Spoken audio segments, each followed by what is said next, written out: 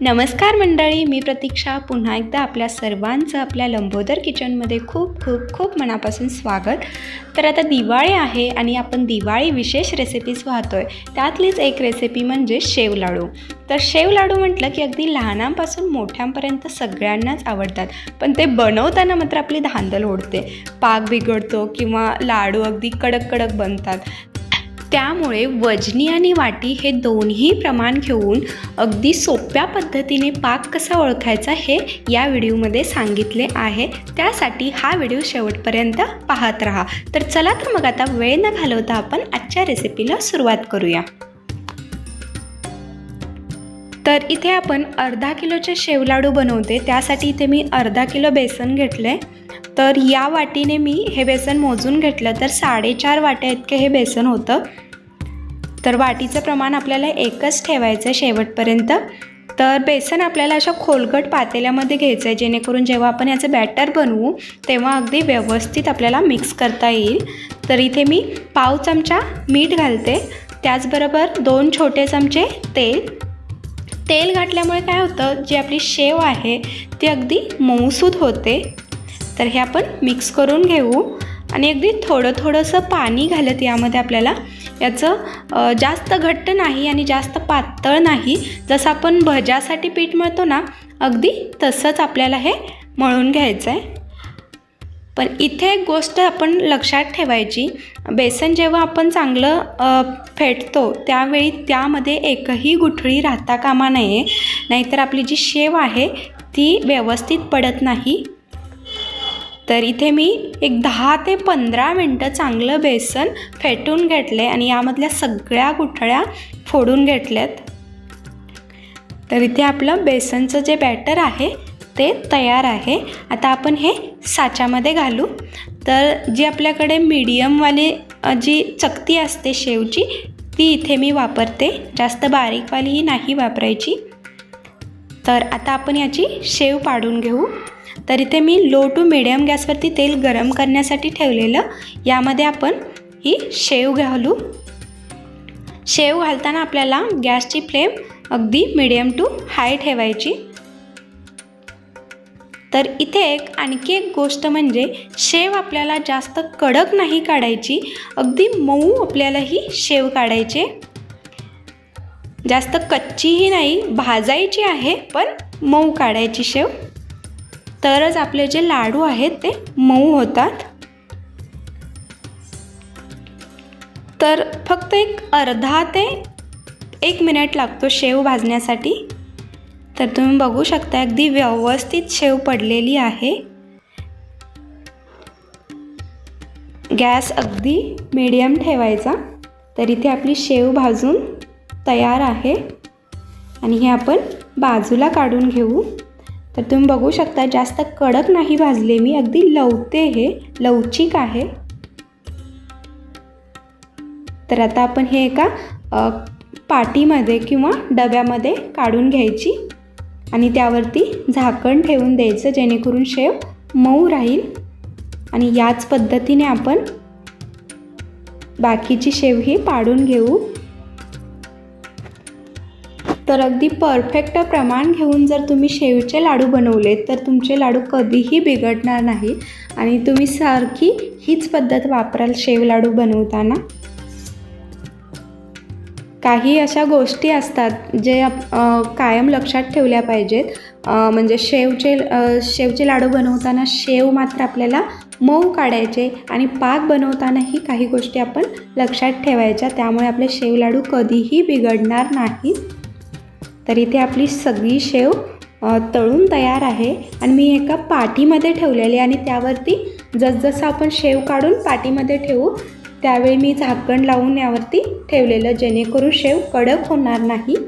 तर आता आपण ही चांगली चुरून घ्यायचे, शक्यतो हातावरतीच शेव चुरून घ्या, तरच लाडवामध्ये शेव दिसून येते।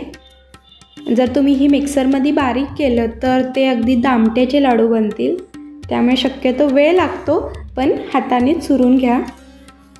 आणि यामध्ये काही गाठी असतील तर त्या बाजूला काढून ठेवायच्या।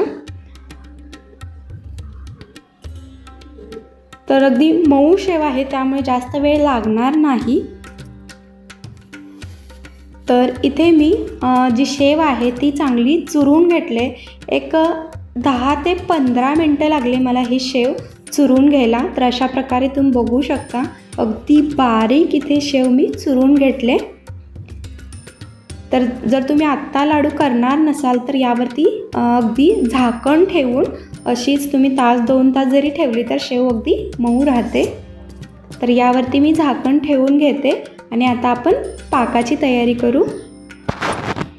तर इकडे मी एका कढईमध्ये अर्धा किलो साखर घालते. तर हे 2.5 वाट्या साखर आहे. तर इथे आपण अर्धा किलो बेसनसाठी अर्धा किलो साखर घालायचे, तरच लाडू अगदी परफेक्ट बनतील. तर यामध्ये आता आपण घालू 1 वाटी पाणी. साखर बुडेल इतकंच आपल्याला पाणी घालायचं आहे. जर तुम्ही जास्त पाणी घातलं तर पाक बनायलाही वेळ लागतो.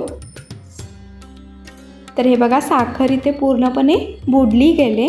तर आता आपण मीडियम टू हाय फ्लेमवरती याला आपण चांगली उकळी काढून घ्यायची. तर उकळी यायच्या आधी हे आपण सतत हलवत राहायचं, जेणेकरून साखर खाली चिकटणार नाही. तर इथे पाकाला उकळी आले तुम्ही बघू शकता. आणि गॅस आता आपल्याला अगदी मंद करायचा आणि मंद गॅसवरती उकळी आल्यानंतर 1 ते 1.5 मिनटं हा पाक आपण शिजवून घ्यायचा. तर 1 ते 1.5 मिनटानंतर आपण चेक करूया पाक आलाय का नाही ते. पाक चेक करताना मात्र गॅस बंद करायचा आणि नंतरच पाक चेक करायचा. तर इथे मी एका प्लेटमध्ये पाणी घेतले आणि त्यामध्ये एक पाकाचा थेंब टाकते. तर हे बघा असं आपल्याला याची गोळी बनवून घ्यायचे. जर चांगली गोळी बनली तर समजायचं की पाक आलेला आहे, नाहीतर हे जर पसरत असेल तर अजून पाक थोडासा आपल्याला शिजवून घ्यावा लागणार. तर इथे आपला परफेक्ट पाक तयार आहे. आता आपण यामध्ये घालूया 1 चमचा वेलची पूड. जर तुम्ही यामध्ये रंग घालणार असाल तर तोही तुम्ही आत्ताच घालू शकता. तर इथे मी लाडवामध्ये रंग नाही वापरला, नाहीतर त्याचा काही दिवसांनी हलकासा कडवटपणा लागतो, म्हणून मी इथं न रंग घालताच हे लाडू बनवले आहेत. तर इथे आपला शेव लाडूचा परफेक्ट पाक तयार आहे. हे आपण आता शेवमध्ये ओतूया.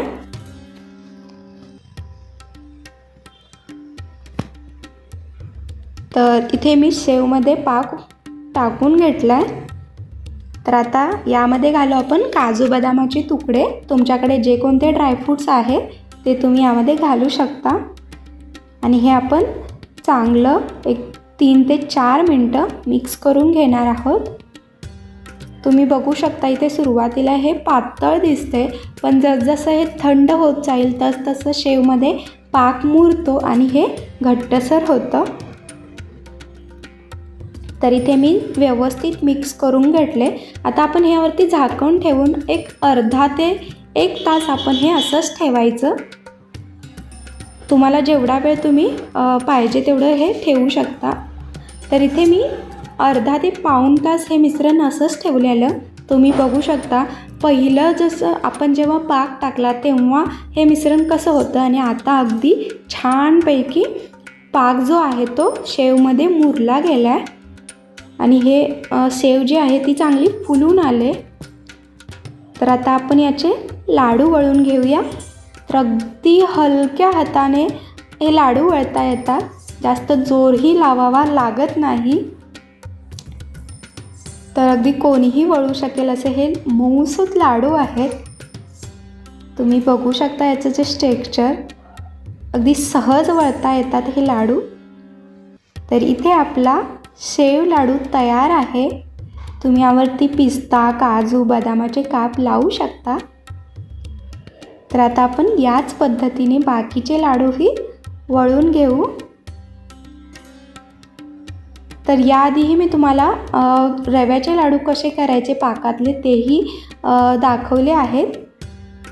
त्याची लिंक मी डिस्क्रिप्शनमध्ये देते.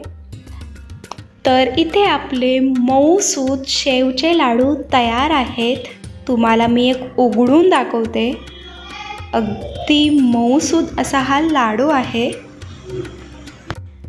तर अर्धा किलोमध्ये इथे माझे 25 ते 26 लाडू तयार झालेत. तुम्ही जर याच्या दुप्पट लाडू बनवणार असाल तर जे साहित्य आहे ते त्याच्या दुप्पट करू शकता. तर आजचा माझा हा व्हिडिओ तुम्हाला कसा वाटला हे कमेंट करून नक्की सांगा. व्हिडिओ आवडल्यास लाईक शेअर करा. त्याचबरोबर अशाच नवनवीन रेसिपीसाठी लंबोदर किचनला सबस्क्राईब करा. धन्यवाद.